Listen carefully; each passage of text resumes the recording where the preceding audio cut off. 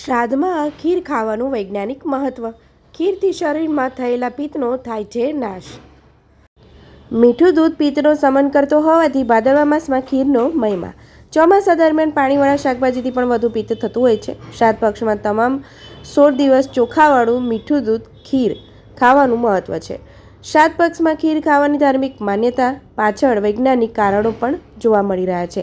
હા મિત્રો, આજે આપણે જોઈશું કે ભાદરવા મહિનામાં આપણે કેવી રીતે સ્વસ્થ રહી શકીએ અને ખીરનું શું મહત્વ છે. ખીર ખાવાથી શું ફાયદા થશે. શ્રાદ્ધ પક્ષ પહેલાં ગયેલા ચોમાસાની ઋતુમાં પાણીવાળા શાકભાજી, વાતાવરણ અને દૂષિત પાણીના કારણે શરીરમાં પિત્ત સાથે અનેક રોગો ઘર કરી જાય છે. તેથી ભાદરવા મહિનામાં મીઠું દૂધ પિત્તનું શમન કરનારું હોવાથી તેનો ખાવાનો મહિમા સદીઓથી ચાલી આવ્યો છે. વિજ્ઞાન અને ધર્મનો સંગમ કરીને હિન્દુ તહેવારોમાં લોકોના સ્વાસ્થ્યની કાળજી રાખવા અનેક આચાર સંહિતા રાખવામાં આવી છે. તેનું આજે પણ પાલન થઈ રહ્યું છે. ભાદરવા મહિનામાં શરૂ થતા શ્રાદ્ધ હિન્દુઓ માટે ધર્મ અને સમાજના આરોગ્યની દ્રષ્ટિએ ઘણા જ મહત્ત્વના છે.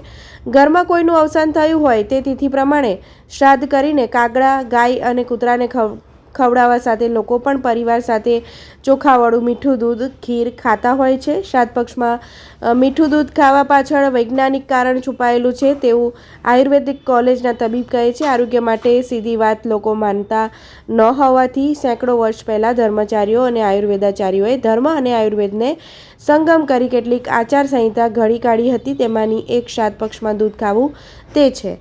તેઓ કહે છે ચોમાસા દરમિયાન ભેજવાળું વાતાવરણ અને પાણીવાળા શાકભાજી સાથે દૂષિત પાણી પણ પીવાતું હોવાથી શરીરમાં પિત્ત થાય છે. આ ઉપરાંત અનેક રોગ થવાની પણ શક્યતા રહે છે. જો લોકોને ભાદરવા મહિનામાં રોજ ખીર ખાવું એક કહે તો લોકો માનતા નથી. તેથી શ્રાદ્ધ પક્ષમાં ખીરનું મહત્ત્વ ઊભું કરવામાં આવ્યું છે, જેના કારણે શ્રાદ્ધના 16 દિવસ લોકો શ્રાદ્ધ કરીને ખીર આરોગી શરીરમાં ચોમાસા દરમિયાન ઉદ્ભવેલા પિત્તનું શમન કરી આરોગ્યની કાળજી લઈ રહ્યા છે. ભાદરવા મહિનામાં શ્રાદ્ધ પક્ષમાં ખીરનું મહત્ત્વ ઊભું કરવામાં આવ્યું છે. ધર્મ અને વિજ્ઞાનને જોડવામાં આવ્યું હોવાથી જે લોકો ઓછું સમજે છે તેઓ પણ ધર્મના નામે પોતાના શરીરમાં રોગને દૂર ભગાવવાનું કામ કરી રહ્યા છે. ગાય, કાગડા અને વાંસ પાછળનો હેતુ પર્યાવરણની જાળવણી. શ્રાદ્ધ પક્ષમાં કાગડા, કૂતરા અને ગાયને નાખવાથી લોકોમાં પશુ પક્ષીઓ પ્રત્યે લાગણી વધે છે.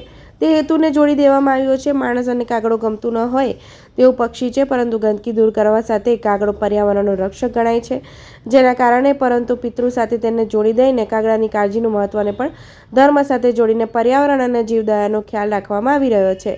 આ ઉપરાંત શ્રાદ્ધ પક્ષનું ખાવાનું જેને પ્રસાદ ગણીને ગાય અને કૂતરાને પણ આપવામાં આવે છે. તેથી મનુષ્યમાં પ્રાણી પ્રેમ જળવાઈ રહે છે અને પર્યાવરણની પણ કાળજી થાય છે. તેવા હેતુથી ગાય અને કૂતરા સાથે કાગડાને પણ શ્રાદ્ધનો વાસ મૂકવામાં આવી રહ્યો છે. તો મિત્રો, તમને જો મારો વિડીયો ગમ્યો હોય તો લાઇક, શેર અને સબસ્ક્રાઈબ કરજો. બાજુમાં આપેલા નોટિફિકેશન બેલ આઇકોન પર પણ ક્લિક કરી દેજો. અને મારો વિડીયો છેક સુધી જોવા બદલ તમારો ખૂબ ખૂબ આભાર. આવી જ રીતે તમે મારો વિડીયો જોતા રહેજો. આવજો.